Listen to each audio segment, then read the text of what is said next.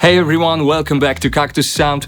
Today I want to talk about something that's become a big part of our world as creators, buying plugins, virtual instruments, sample packs and sound libraries. With all the promotions and sales constantly popping up, it's easy to get caught up in the excitement and end with a digital drawer full of unused stuffs.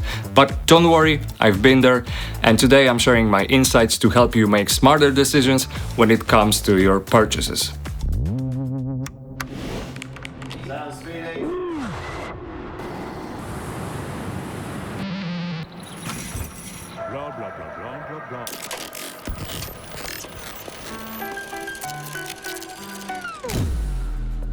Let's kick things off by talking about those never-ending promotions and sales.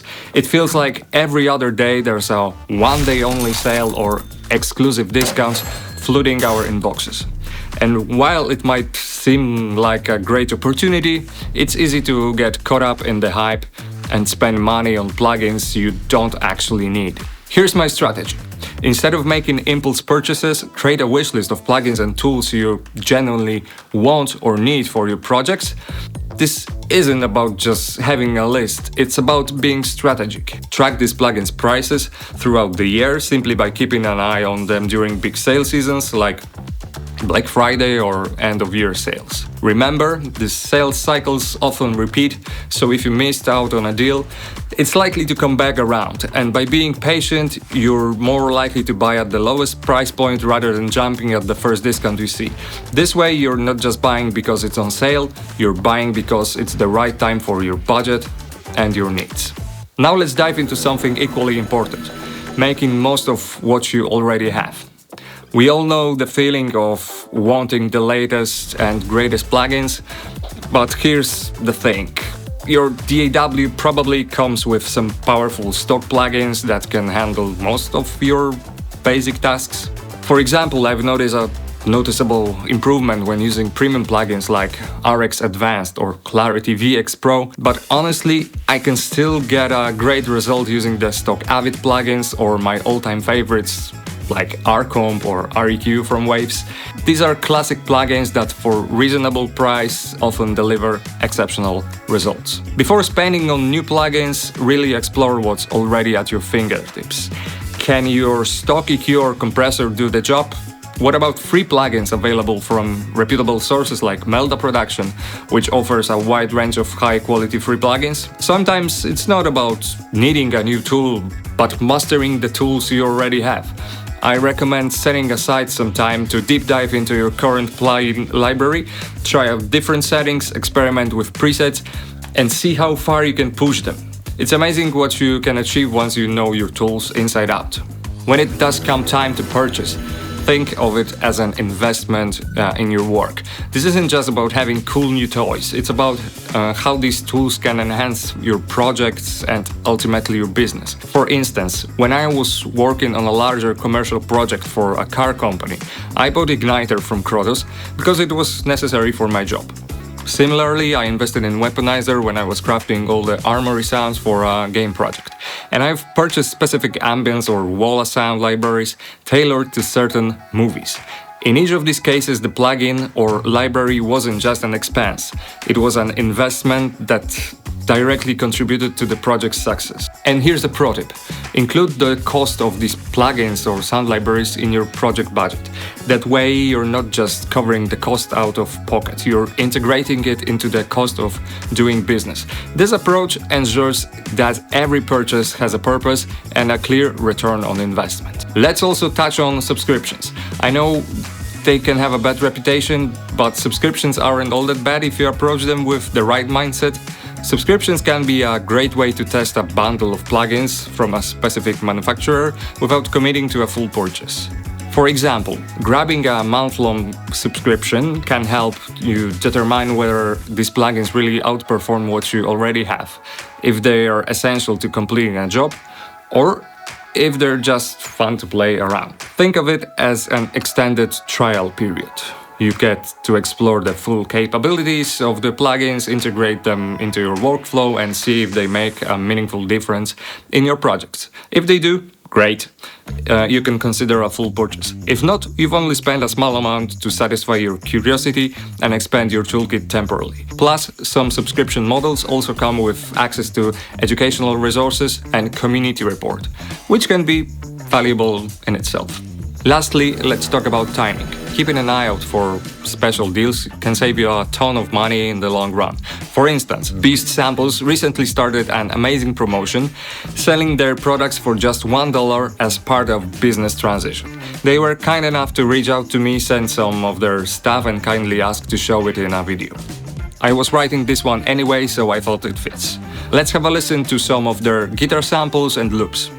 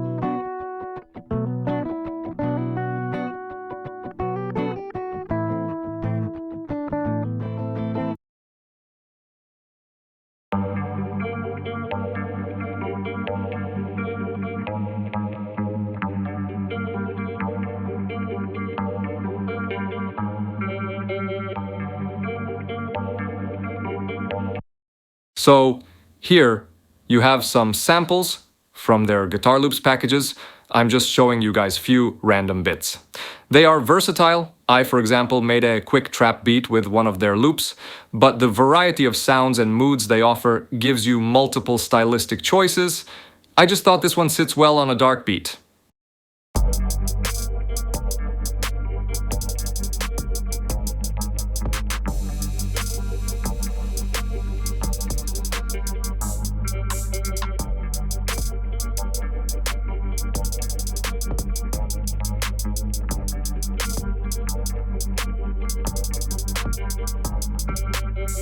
And as I said, they also have plugins in their offer, Sciamp and Beast Delay, and the Delay is one of the plugins I liked from the beginning.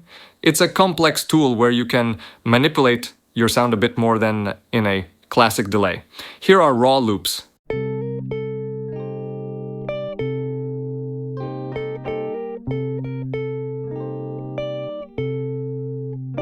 And there you have them again with just few clicks of tweaking Sciamp and Beast Delay.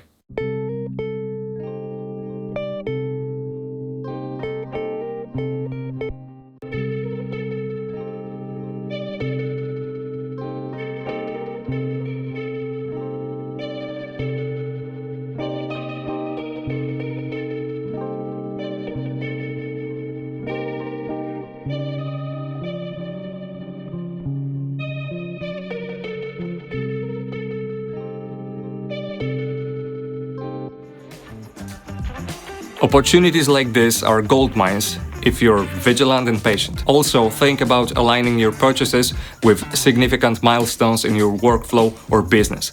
Maybe you wait for your next big project payout before investing in that plugin you've been eyeing, or perhaps you set a rule for yourself that every major project completion allows for one new plugin purchase. This strategy keeps your spending aligned with your income and prevents unnecessary splurging. Don't underestimate the power of community when it comes to plugin decisions. Forums, social media groups, and even YouTube comments can be treasure troves for real-world insights. People often share their experiences, whether it's finding a hidden gem of a plugin or warning about something that's not worth the price. Websites and blogs dedicated to sound design can also provide valuable reviews and recommendations, helping you make informed choices without having to try everything yourself. To wrap it up, the key to navigating the world of plugins and sound libraries is mindfulness. Make a wish list, use what you have, invest when it makes sense, and stay alert for those golden opportunities. Don't let the constant barrage of sales emails push you into buying things you don't need.